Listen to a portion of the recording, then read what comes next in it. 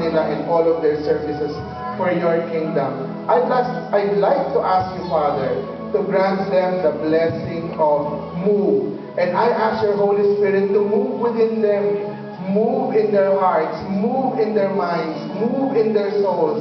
Lead them, Lord, to where you want them to go. Inspire them on what they should do. Touch their hearts, move within them and touch their lives so that they will know how to serve you even more, how to love others even more, how to love you even more.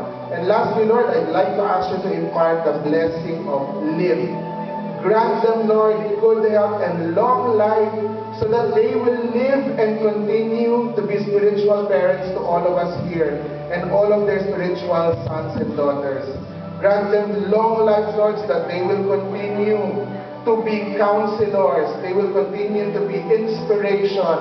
They will continue to be loving people that touch our lives and that inspire us and who inspire us to love and serve you even more.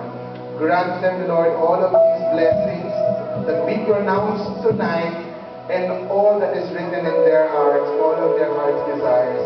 In Jesus' mighty name. They deserve your blessing, Lord.